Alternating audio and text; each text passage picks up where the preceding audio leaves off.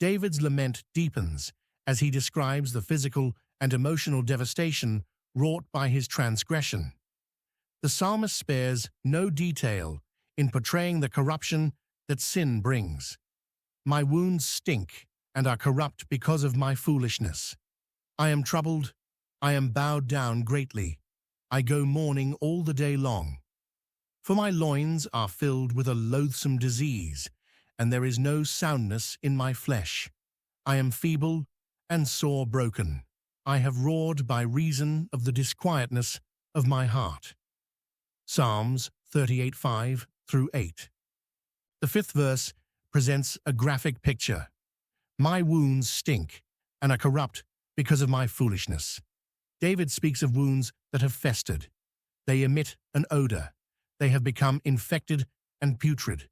The word corrupt means they have decayed and rotted. These wounds did not heal, but worsened. David identifies the cause in the phrase, because of my foolishness. The word foolishness refers to moral deficiency and spiritual stupidity. David does not blame his circumstances on other people. He names his own foolish choices as the source of his suffering. His sin produced these festering wounds. The sixth verse continues the description. I am troubled, I am bowed down greatly. The word troubled means bent. David's entire posture has changed. He walks bent over, unable to stand upright. The phrase bowed down greatly emphasizes the severity. David cannot lift himself. His body reflects his spiritual condition. David adds another detail. I go mourning all the day long. He walks in continual grief. From morning until evening, he mourns. His sorrow does not cease.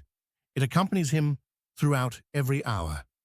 Sin has stolen his joy and replaced it with unending grief. The seventh verse intensifies the physical description. For my loins are filled with a loathsome disease. The word loins refers to the lower back and internal organs. David's core burns with pain. He feels as though fire consumes his insides. David repeats his earlier statement with emphasis, and there is no soundness in my flesh. No part of his body remains healthy. From head to foot, from skin to bone, David finds no wholeness.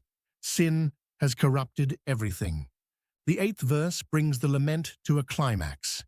I am feeble and sore broken. David has grown feeble beyond measure. The phrase sore broken means crushed or shattered. David describes his total collapse. David concludes with a powerful image. I have roared by reason of the disquietness of my heart.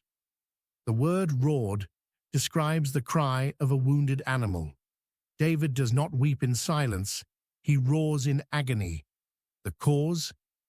The disquietness of my heart. His inner turmoil produces these cries. His spirit finds no rest, no peace, and no comfort. These verses reveal the comprehensive destruction that sin produces. Sin affects the body, creating spiritual wounds that fester and rot. It affects the posture, bending the sinner down in shame. Sin affects the emotions, replacing joy with mourning. It affects the core, filling the loins with burning pain. It affects the strength, leaving the sinner feeble and broken. Sin also affects the spirit, creating such turmoil that the sufferer roars in agony. The biblical record shows this pattern in King Saul. After his disobedience at Gilgal, where he offered the sacrifice instead of waiting for Samuel, his sin multiplied. He failed to destroy the Amalekites as commanded. He spared King Agag and the best of the sheep.